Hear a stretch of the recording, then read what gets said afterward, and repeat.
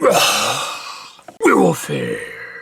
Michael Bloomberg, has so much money to throw at his campaign that when you search anything about him on Google, the first thing that comes up is a paid advertisement linking you to his websites.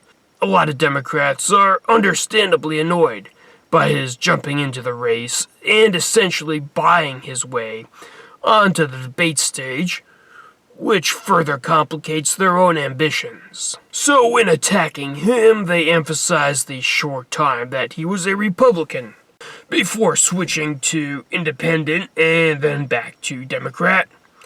He had registered as a Republican to ride off the coattails of Mayor Giuliani, who made significant gains in reducing crime and expunging many of the vagrants from the city.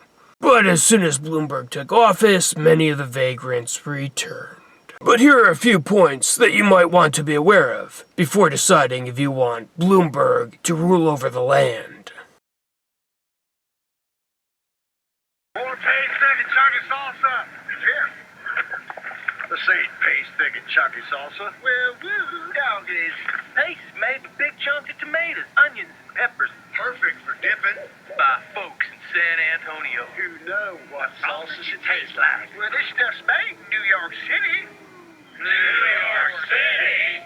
He tried to turn New York City into a nanny state. Besides banning trans fatty acids in foods, his most pronounced and widely ridiculed policy was his attempt to ban 30. Meanwhile, he used taxpayer money to publish and distribute how-to guides onto how to safely use heroin, which were given to heroin addicts. So, this is the perfect illustration of the absurdity of the government knows best mentality, where soda consumption is condemned, but heroin use is condoned.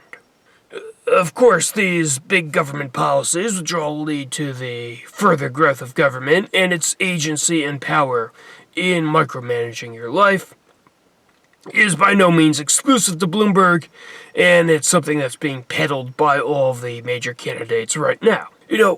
In another one of his condescending moments, while he was supporting the idea of building a mosque at Ground Zero over one of the buildings that had been destroyed, along with the World Trade Center buildings, Bloomberg told a story about how he had been at a restaurant when he was approached by a returning Army veteran who shook his hand and said to the mayor, "This mosque is what we fought for." Now, I had my doubts about this story because what kind of restaurant in New York City that a mayor would go to could an Army veteran possibly afford to eat at? Well, until next time, life, liberty, and...